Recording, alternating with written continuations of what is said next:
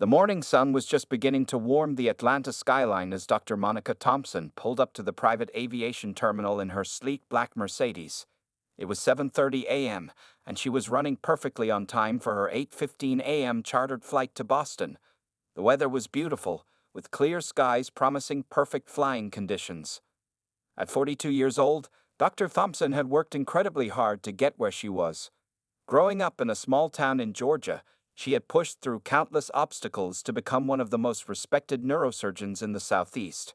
Her schedule was always packed with surgeries, consultations, and medical conferences, which is why she had started using private flights 2 years ago. They saved precious time she could spend saving lives. Today was particularly important. She needed to reach Boston by noon for a breakthrough medical conference where she was the keynote speaker. Her presentation on innovative brain surgery techniques could help thousands of doctors improve their practices. She had prepared for weeks, and her confidence showed in her purposeful walk as she stepped out of her car. Dr. Thompson looked every bit the successful professional she was. Her navy blue pantsuit was perfectly pressed, and her natural hair was styled in elegant twists.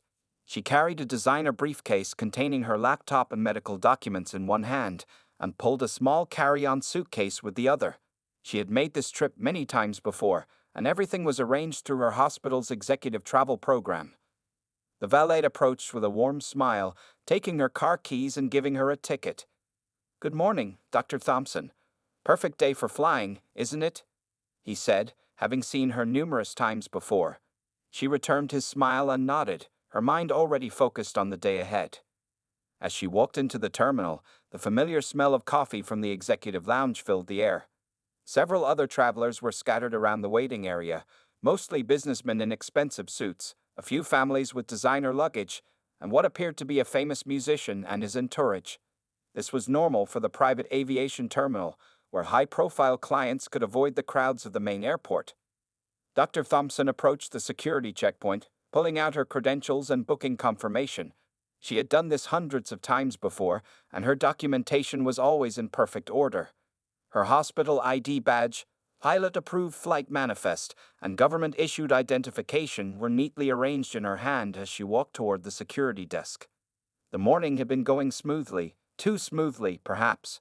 As she reached the security checkpoint, she noticed something different. Instead of the usual friendly face of Officer Sarah, who typically worked the morning shift, there was a new security guard. James Whitaker, according to his name badge, sat at the desk with a stern expression that seemed to darken as she approached. Dr. Thompson didn't think much of it at first. New staff members were common, and she was used to maintaining her professional demeanor in all situations. She placed her documents on the counter with a polite smile. "Good morning," she said clearly. "I have an 8:15 flight to Boston." The guard, Whitaker, barely glanced at her documents before his face twisted into a look of suspicion. He picked up her pilot-approved manifest with 2 fingers, as if touching something distasteful. "Are you sure you're in the right place?" he asked, his tone dripping with doubt.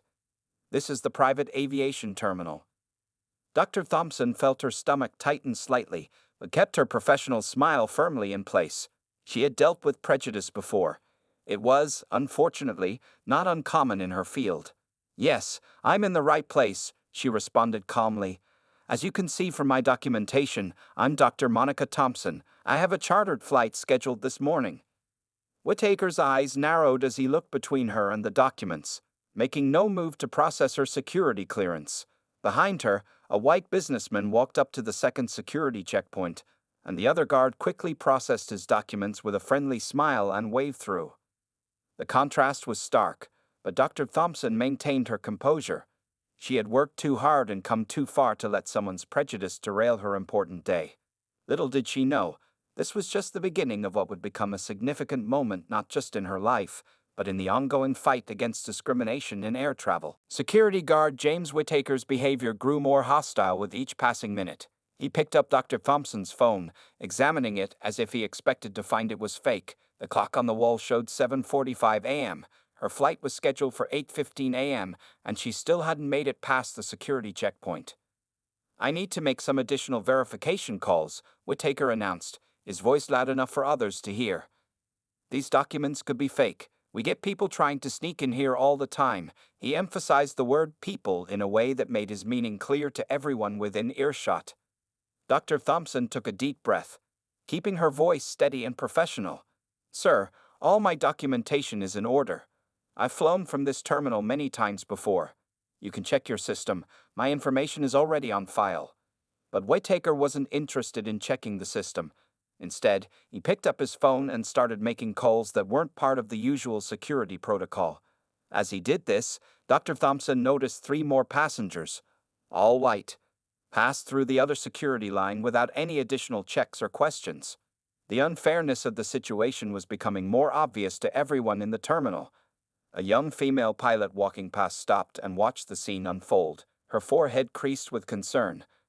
2 businessmen waiting for their flights began whispering to each other, pointing discreetly at Whittaker's obvious discrimination. Ma'am, Whittaker said, putting extra sarcasm into the word, maybe you should check the main terminal. This area is for private jet customers only. He smiled smugly, clearly enjoying the power he thought he held over the situation. That's when Dr. Thompson pulled out her phone and started recording. Sir, I am Dr. Monica Thompson, head of neurosurgery at Atlanta Memorial Hospital. I've been a member of this private aviation program for 2 years. I'm recording this interaction because your behavior is clearly discriminatory. Whittaker's face reddened, but he doubled down. Recording isn't allowed in the security area. He snapped, reaching for her phone. That's a security violation. Actually, came a new voice. Recording is allowed in all public areas of the terminal, including this security checkpoint. It was Sarah Chen, the flight operations manager, who had been watching the situation unfold from her office. She walked over, her heels clicking purposefully on the marble floor. Dr. Thompson maintained her composure, though her heart was racing. Years of performing complex brain surgeries under pressure had taught her how to stay calm in stressful situations. She turned to Sarah Chen and said, I have an urgent medical conference in Boston. I'm the keynote speaker, and there are hundreds of doctors waiting to learn about a new surgical technique that could save lives. Sarah Chen nodded and turned to Whittaker. I've personally handled Dr. Thompson's flights before. Her credentials are not only legitimate but exemplary. What seems to be the problem here? Whittaker stammered, his confident demeanor cracking slightly. I'm just following protocol. We have to be thorough with our security checks. Protocol? Sarah raised an eyebrow. I've been watching for the past 10 minutes. You've let several other passengers through with basic checks while subjecting Dr. Thompson to excessive scrutiny. Please explain how that follows protocol. The terminal had grown quieter as people stopped to watch the confrontation. Someone in the back started recording with their phone. Dr. Thompson stood straight, her dignity intact, as she waited for Whittaker's response. Whittaker struggled to find words. We've had issues with fake credentials recently. No, we haven't. Sarah Chen cut him off sharply. Not a single case in the past 6 months. Now, would you like to try again with an honest explanation of your behavior? The situation had reached a boiling point. Dr. Thompson checked her watch. It was now 7:55 a.m. Her flight was scheduled to leave in 20 minutes, and she still hadn't cleared security. But she knew this moment was bigger than just catching a flight. It was about standing up to discrimination that happened every day to countless travelers. Little did anyone know, this confrontation was about to escalate into something much bigger than a simple security check dispute. The tension in the private aviation terminal continued to rise. It was now 8:00 a.m., and more people had gathered to watch the scene unfold. Dr. Thompson's phone continued recording as Sarah Chen, the flight operations manager, confronted security guard James Whittaker about his discriminatory behavior. I want to speak to your supervisor, Dr. Thompson said firmly, her voice clear and controlled. She had dealt with discrimination before. This time was different. She had support, witnesses, and evidence. I believe this is a clear case of racial profiling, and it needs to be addressed immediately. Whittaker's face turned an even darker shade of red. He stood up from his desk, trying to make himself look bigger. You're causing a disruption in a secure area, he said loudly. If you don't calm down, I'll have to call for backup and have you removed. Several gasps could be heard from the growing crowd. Dr. Thompson hadn't raised her voice once or shown any signs of aggression. If anything, she had been remarkably calm throughout the entire ordeal. "I am completely calm," Dr. Thompson replied, her surgeon's hand steady as she held her phone. "You're the one who's becoming agitated, Mr. Whitaker. And I noticed you're still not processing my security clearance, which has been verified by Ms. Chen." Two more security guards appeared, but instead of backing up Whitaker, they stood back and watched uncertainly. They had worked with Dr. Thompson before and knew her as a regular client. Sarah Chen stepped forward again. "James, this has gone far enough. Dr. Thompson is one of our most respected clients. She's performed life-saving surgery on 3 of our staff members' family members. Your behavior is completely unacceptable." But Whitaker wasn't finished. He reached for his radio, his hand shaking slightly. "I'm calling the police," he threatened. "This woman is refusing to comply with security procedures." "Please do," Dr. Thompson responded calmly, surprising everyone. "I would very much like to explain to the police how you've delayed a crucial medical flight while violating multiple civil rights laws. I'm sure they'd also be interested in the video evidence showing you wave through other passengers without these required extra security checks." The crowd had grown larger now. Several people had their phones out, recording the incident. A young boy tugged on his mother's sleeve and asked loudly, "Mom, why is that guard being mean to the doctor?" The child's innocent question seemed to echo through the terminal, making several people shift uncomfortably. Whitaker glanced around, suddenly aware of how many witnesses were watching his behavior. Just then, the terminal's chief of operations, David Martinez, burst through the doors. He had been called by another staff member who witnessed the discrimination. "What the hell is going on here?" he demanded, taking in the scene. "Sir," Dr. Thompson addressed him directly, "I've been detained here for over 30 minutes while trying to catch my flight to Boston. I'm the keynote speaker at a medical conference where I'm supposed to present a new life-saving surgical technique. Mr. Whitaker has refused to process my security clearance despite all my documentation being in order." Martinez looked at the growing crowd, the recording phones, Sarah Chen's angry face, and Whitaker's defensive posture. He had seen enough news stories to know exactly how bad this could get for the airport. "Dr. Thompson, please accept my deepest apologies," Martinez said immediately. "Ms. Chen, please escort Dr. Thompson through security and arrange for her flight to be delayed by 15 minutes. We'll make sure you make your conference." Then he turned to Whitaker, his voice hard. "You, in my office now." But Dr. Thompson raised her hand. "Actually, Mr. Martinez, while I appreciate your help, I believe this incident needs to be properly documented. I'd like to file a formal complaint, and I want all the security footage preserved. This kind of discrimination needs to stop, not just for me, but for everyone who might come after me." The crowd broke into spontaneous applause. Several people stepped forward to offer their contact information as witnesses. What had started as one woman's stand against discrimination was quickly turning into something much bigger, a moment that would soon catch national attention and spark an important conversation about racial bias in air travel. By 8:10 a.m., the private aviation terminal had transformed into something that looked more like a courtroom than an airport. People from all walks of life had gathered around Dr. Thompson, offering their support and sharing their own stories of discrimination. Among them was Marcus Johnson, a well-known business executive who had been quietly watching the entire scene. He stepped forward, his expensive suit and confident manner drawing attention. "Dr. Thompson," he said, "I'm the CEO of Johnson Technologies. I witnessed everything, and I'm appalled. My company books over 50 private flights a month through this terminal. Or should I say, we used to." Sarah Chen had returned with more good news. "Dr. Thompson, I've contacted the pilots. They're happy to wait for you. They've heard what happened and said they'll delay the flight as long as needed to resolve this properly." The young boy who had spoken earlier was still there with his mother, Emily Parker, a popular social media influencer. She was live-streaming the incident to her million followers. "This is happening right now at Atlanta's private aviation terminal," she was saying into her phone. "A respected neurosurgeon is being discriminated against right in front of our eyes." Dr. Thompson watched as the number of viewers on Emily's livestream grew rapidly. She hadn't wanted to become the center of a viral moment, but she understood the importance of what was happening. This wasn't just about her anymore. A group of pilots and flight attendants had gathered near the security checkpoint. Captain Maria Rodriguez, a veteran pilot with 20 years of experience, spoke up. I've flown Dr. Thompson before. She saved my sister's life last year with an emergency surgery. This treatment is absolutely shameful. Meanwhile, David Martinez was on his phone, having intense conversations with the terminal's legal team. Whittaker sat in a corner, under the watch of two security guards, looking much smaller than he had earlier. An elderly gentleman using a walker made his way through the crowd. Dr. Thompson, he called out, his voice shaking with emotion.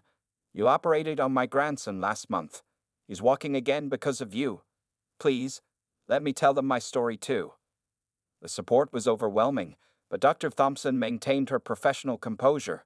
She had become a symbol of something larger than herself, a moment of change, of people coming together to say enough to discrimination.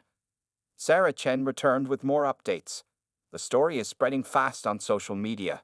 Several news stations have already called the terminal. They want to cover this story.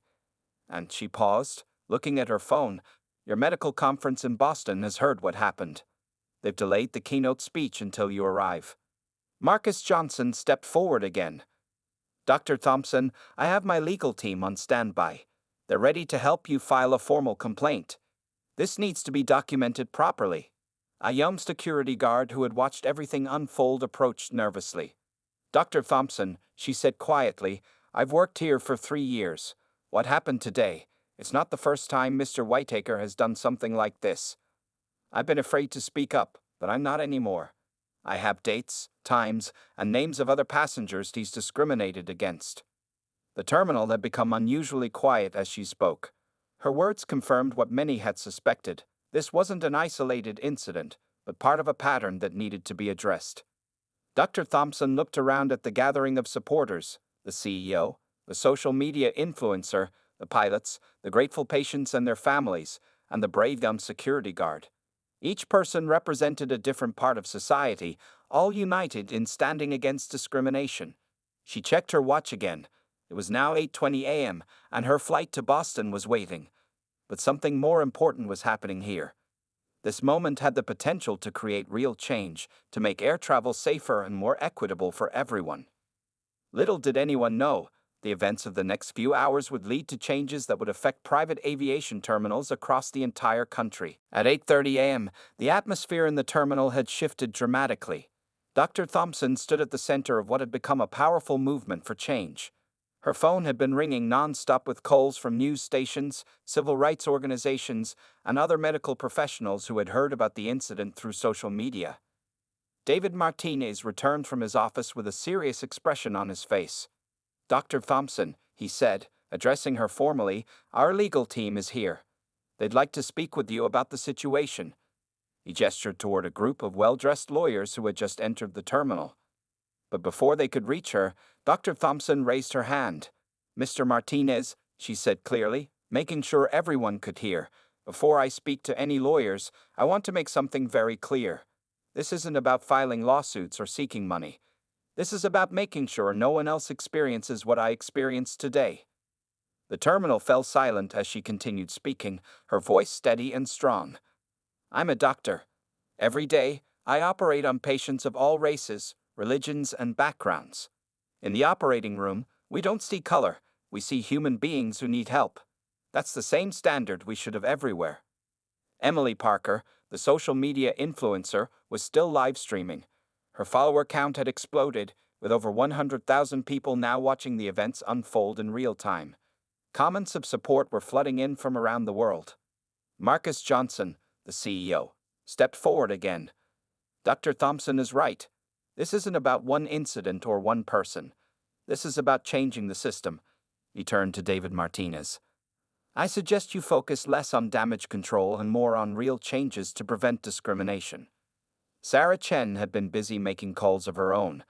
She approached Dr. Thompson with new information. Doctor, I've contacted other private aviation terminals across the country. Many of them want to review their security protocols after hearing about this incident. You've started something important. The young security guard who had spoken up earlier about Whittaker's past behavior was now giving a formal statement to the terminal's HR department.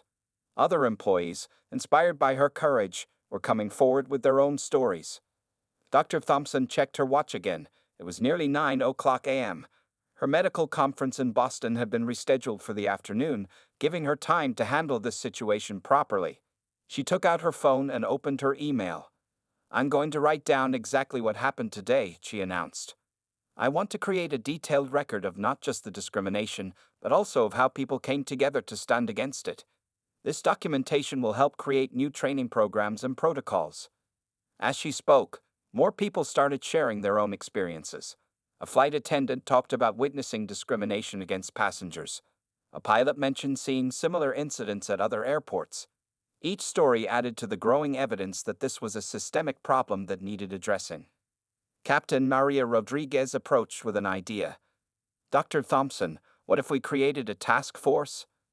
A group of aviation professionals, security experts, and civil rights advocates who could work together to prevent discrimination in air travel." The suggestion sparked immediate interest. David Martinez, seeing an opportunity to turn this crisis into positive change, agreed on the spot. "The terminal will fully support this initiative," he declared, looking relieved to be part of the solution rather than part of the problem. Dr. Thompson nodded thoughtfully. She hadn't planned to become an advocate for change when she woke up this morning, but sometimes leadership moments choose you rather than the other way around. "Before I leave for Boston," she announced, "I want to make sure we have a concrete plan in place. This isn't about punishment, it's about education, awareness, and creating lasting change." As she spoke these words, nobody in the terminal realized that this incident would soon become a turning point in aviation history. The stand taken by one determined doctor would lead to changes that would affect airports across the nation. The next few hours would prove crucial in transforming this moment of discrimination into a movement for positive change. By 9:30 a.m., the private aviation terminal had transformed into a hub of activity. News vans had started gathering outside, and the story was trending on every major social media platform. But the most significant development was about to unfold inside the terminal.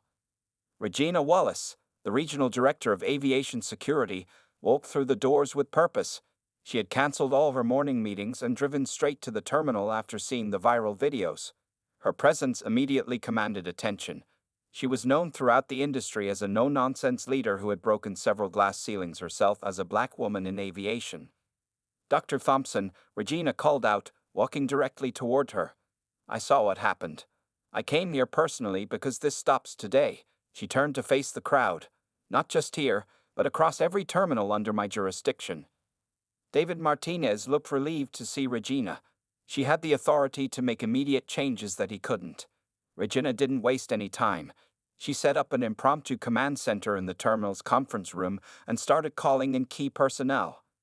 "First," Regina announced, "I want to review all security footage from the past 6 months."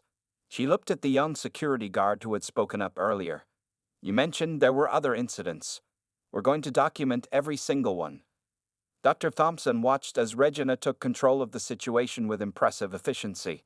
This was exactly the kind of leadership response she had hoped for: immediate, decisive, and focused on systemic change. Sarah Chen brought over her laptop, showing Regina the flood of emails pouring in from other airports and aviation companies. "We're getting messages from terminals across the country," she explained. "They want to know what protocols we're putting in place. This incident has opened a lot of eyes." Meanwhile, Marcus Johnson was on his phone with his company's board of directors. "We're establishing a new corporate policy," he announced. "Our company will only work with aviation terminals that have strong anti-discrimination protocols and regular staff training." Several other business leaders in the terminal nodded in agreement. Regina called Dr. Thompson into the conference room for a private conversation. "Doctor," she said, her voice firm but kind, "what happened to you today was unacceptable, but your response, keeping calm, documenting everything, rallying support, has given us a perfect opportunity to make real changes." They spent the next hour drafting a new set of security protocols. These included mandatory body camera use for all security personnel, regular anti-bias training for all staff, a clear reporting system for discrimination incidents, monthly reviews of security interactions, a diverse oversight committee. Outside the conference room, the terminal had become even busier. Civil rights lawyers had arrived, offering their services pro bono to help draft the new policies. Aviation experts were calling in from around the country, wanting to be part of the solution. Emily Parker's live stream had reached over 500,000 viewers. She was interviewing people in the terminal, sharing their stories and reactions. The young boy who had spoken up earlier became a symbol of hope when he gave his simple but powerful interview. My mom always says that being mean to someone because of how they look is wrong. I want to be a doctor like Dr. Thompson when I grow up. At 10:30 a.m., Regina Wallace called everyone together for an announcement. Effective immediately, she declared, "We're implementing new security protocols across all terminals in our region. Mr. Whitaker has been terminated, and we're launching a full investigation into past incidents." She continued, "And more importantly, we're establishing the Aviation Equality Initiative with Dr. Thompson's help, if she's willing. This program will set new standards for fair treatment in air travel, not just here, but nationwide." Dr. Thompson stepped forward to accept the role. She hadn't planned on becoming an advocate for change, but sometimes life puts you exactly where you need to be. The incident that had started as one person's stand against discrimination was evolving into something much bigger, a movement that would change the face of private aviation forever. By 11 a.m., the events at the Atlanta Private Aviation Terminal had sparked a nationwide conversation. Dr. Thompson's flight to Boston had been rescheduled for noon, giving her time to help establish the groundwork for lasting change. Regina Wallace had moved quickly, turning plans into action.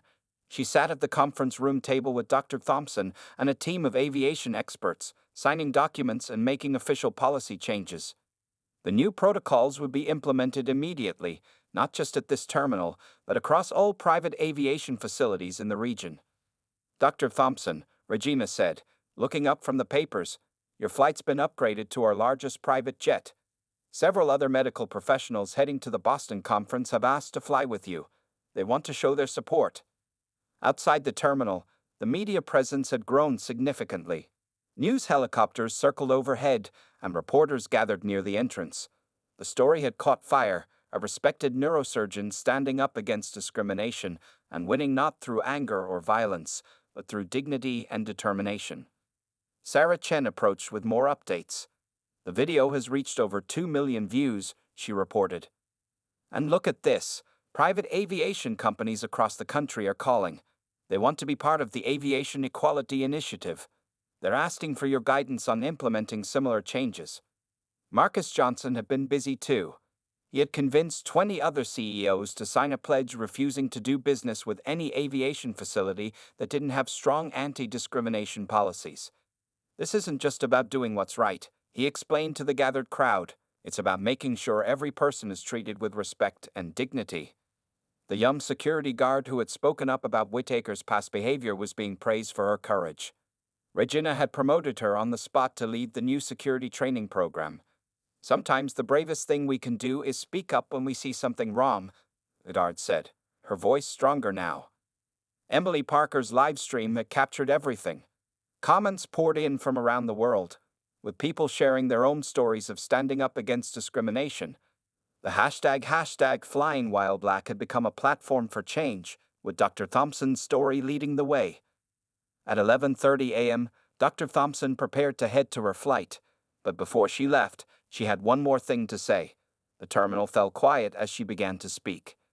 "When I walked in here this morning," she said, her voice clear and steady, "I was just trying to catch a flight to Boston. I never expected to become part of something bigger.